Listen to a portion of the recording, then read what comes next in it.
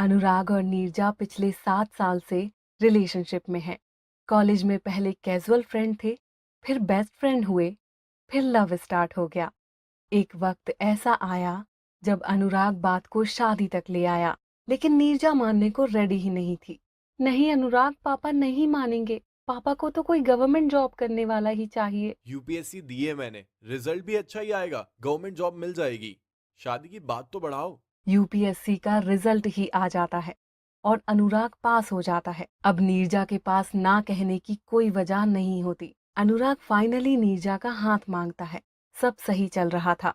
ऐसा लग रहा था कि दोनों की परेशानियां खत्म हो चुकी हैं। पर शादी के 2 दिन पहले ये शादी नहीं हो सकती। क्यों पापा, क्या हो गया? ये देख, मैंने शर्मा जी को बोला था लड़की के बारे में पूछने के लिए, उन्होंने ये भेजा है। अनुराग के पिताजी अनुराग को एक एमएमएस दिखाते हैं जिसमें नीरजा किसी दूसरे लड़के के साथ है। अनुराग वहीं होश गंवाकर सोफे पर बैठ जाता है। वो शर्म से फोन बंद करके रख देता है, पर उसके पापा बहुत गुस्से में हैं। तुमने तो कहा था तुम एक दूसरे को 7 साल से पसंद करते हो, तो फिर ये क्या है? ये लड़का तू तो नहीं है? अनुराग कुछ भी बोल नहीं पाया। उसे खुद ही कुछ समझ नहीं आ रहा था। बेटा, मैं अभी समधी जी को फोन लगाकर बता देता हूँ कि हम ये शादी नहीं कर रहे। पर अनुराग उसके पापा से फोन ले लेता है। नहीं पापा, मैं उससे प्यार करता हूँ, और हालांकि ये मान पाना थोड़ा मुश्किल है, पर मैं जानता हूँ कि वो भी मुझसे प्यार करती है। प्यार तुझसे करती है और वीडियो किसी और के साथ निकाल रही है। लोग हंसेंगे बेटा, और अब तो शादी हो या ना हो फिर भी हंसेंगे। जब हर कंडीशन पर लोग हंसेंगे तो फिर टेंशन किस बात की? शादी मेरी है, फैसला भी मैं ही लूंगा कि आगे क्या करना है। अनुराग के कहने पर अनुराग के पापा गजानन जी भी चुप हो जाते हैं। हालांकि अनुराग के प्यार ने उसे शादी तोड़ने से तो रोक लिया था, पर वो खुद भी जानता था कि नीरजा को अपनाना इतना आसान नहीं होगा। शादी हो चुकी थी और अब वो दोनों अपनी सुहागरात मनाने बिस्तर के 2 कोने पर बैठे। मैं तुमसे कुछ कहना चाहता हूँ। कहना तो मैं भी चाहती हूँ तुम्हें कुछ, बस समझ नहीं आया कि कैसे कहूँ। मैं जानता हूँ कि तुम मुझे छोड़कर किसी और के साथ रहती हो। तुम्हें कैसे पता? तुम्हारा वायरल एमएमएस मुझ तक भी आया था, पर मैंने तुमसे कभी उस बारे में बात नहीं की। नीरजा ये बात सुनते ही रोने लगती है। अब रोने से कुछ नहीं होगा। मुझे इस बात की शर्म नहीं है कि मेरी बीवी का एमएमएस वायरल हो गया है, वो भी किसी और के साथ। बस मुझे इस बात का दुख है कि तुमने चीटिंग की। तुमको जब पता चल गया था तो तुमने मुझसे शादी क्यों की? तुमको पता भी है कि कितना गिल्ट में रहूंगी मैं। ये सब तो करने के पहले ही सोचने की बातें थी नीरजा। मुझे माफ कर पाओगे? अभी तो नहीं, पर वक्त के साथ शायद जरूर कर पाऊं। नीरजा खुद को संभाल नहीं पाती और अनुराग के कंधे पर सर रखकर जोर से रोने लगती है। मुझसे गलती हो गई। मैंने तुम जैसे अच्छे इंसान के साथ वो किया जो दुश्मन भी ना करे। और कुछ तो नहीं है ना जो मुझसे छुपा रही हो तुम? इस बार नीरजा एकदम रोना बंद कर देती है और कुछ देर तक अनुराग से नजरें नहीं मिला पाती। बोलो, कुछ और तो नहीं है जो छुपा रही हो तुम मुझसे? मैं प्रेग्नेंट हूँ।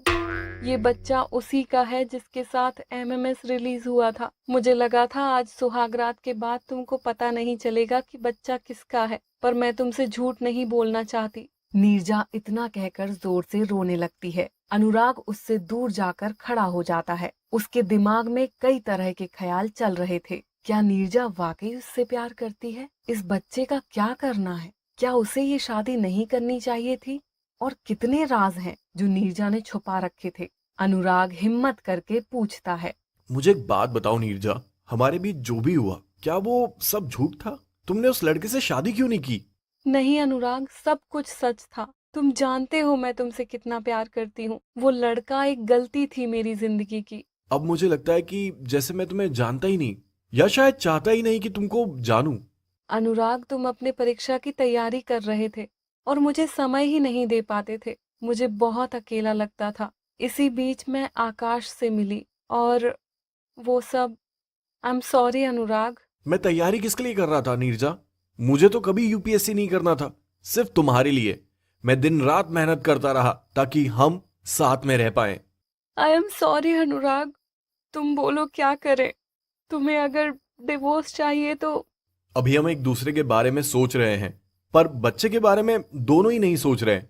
मैं वादा नहीं कर सकता कि कभी तुम्हें माफ कर पाऊंगा, कि कभी हमारा रिश्ता नॉर्मल हो पाएगा, पर मैं वादा करता हूँ कि इस बच्चे को कभी भी ऐसा नहीं लगेगा कि इसका बाप कोई और है। नीरजा को भरोसा ही नहीं होता कि अनुराग इस तरह से इस सदमे को भी झेल लेगा। मैं तुम्हारे साथ रहूंगा जरूर, पर तुम्हारे नजदीक नहीं रह पाऊंगा। मैं अलग कमरे में सोऊंगा। ऐसा मत कहो प्लीज। बच्चे का ध्यान रखो। अनुराग तकिया उठाकर दूसरे कमरे में चला जाता है।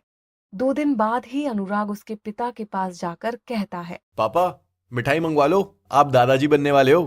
मोहल्ले भर में मिठाई बंटती है। अनुराग के पापा को लगता है उनके खानदान का चिराग आने वाला है, मगर उन्हें ये नहीं पता कि इस चिराग की लौ किसी और ने लगाई थी। नीरजा, लो बहू, तुम भी मिठाई खाओ। नीरजा मिठाई ले लेती है और अनुराग की तरफ देखती है। अनुराग की आंखों में एक खालीपन है। पहले जो प्यार हुआ करता था उसका नामो निशान तक नहीं है। नीरजा को मिठाई भी कड़वी लगने लगती है। अनुराग के पापा वहां से चले जाते हैं। तभी अनुराग पूछता है, बच्चे का नाम मेरी पसंद से रखोगी, अपनी पसंद से रखोगी, या उस लड़के से पूछोगी जिसका ये बच्चा है?